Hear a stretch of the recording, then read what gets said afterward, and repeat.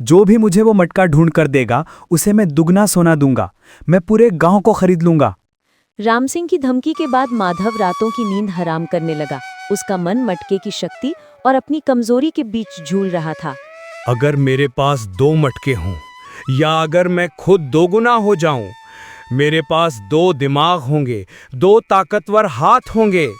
हम राम सिंह को हमेशा के लिए दबा देंगे।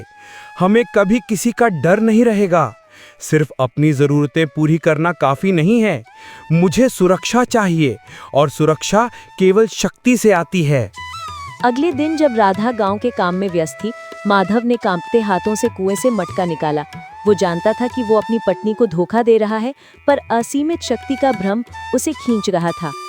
उसने मटके को एक बंद कमरे में रखा और खुद को उसके अंदर धकेल दिया। जैसे ही उसका पूरा शरीर मटके के अंदर गया, एक भयानक चमकीली नीली रोशनी फैली। अगले ही पल मटके के बाहर 2 बिल्कुल एक जैसे माधव खड़े थे। असली माधव सदमे में था, जबकि नकली माधव के चेहरे पर एक क्रूर चालाक मुस्कान थी। उसकी आंखें ठंडी और हिसाब किताब लगाने वाली थीं। मैं आजाद हूँ। आज से ये शक्ति मेरी है। तुम कमजोर डरपोक किसान हो। तुम सिर्फ दाल और कपड़े चाहते थे। अब हम इस गांव को नहीं, पूरी दुनिया को गुलाम बनाएंगे। तुम मेरी नकल हो। ये मटका मेरे लिए है, मैंने इसे ढूंढा। तुम्हारे लिए? तुम कमजोर हो। मैं तुम्हें दिखाता हूँ कि असली शक्ति क्या होती है।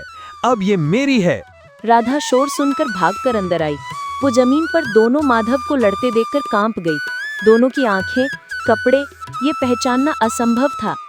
राधा ने देखा कि नकली माधव लगातार मटके को हथियाने की कोशिश कर रहा था, जबकि असली माधव उसे रोकने की कोशिश करते हुए बार बार राधा की ओर देख रहा था। उसने तुरंत अपने दिमाग में एक योजना बनाई।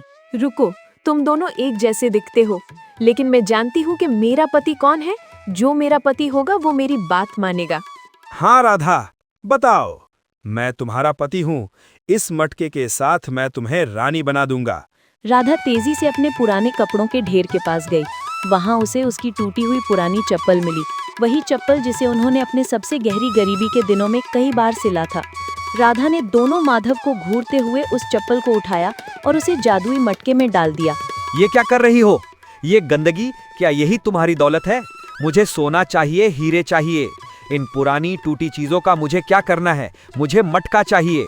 बस, हम इन पुरानी चप्पलों को फेंकेंगे नहीं।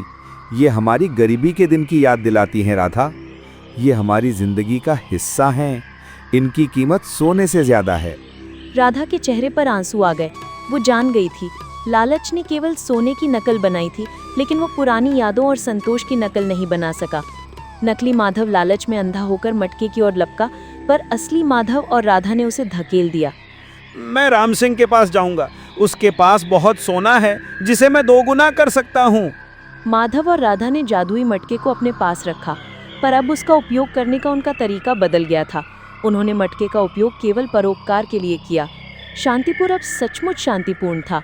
माधव और राधा ने ये सीखा कि सबसे बड़ा जादू किसी मटके में नहीं होता, बल्कि दया, संतोष और अपने साथी के प्रति अटूट प्रेम में होता है। यही वो शक्ति थी जिसे कोई लालच 2 गुना नहीं कर सकता था।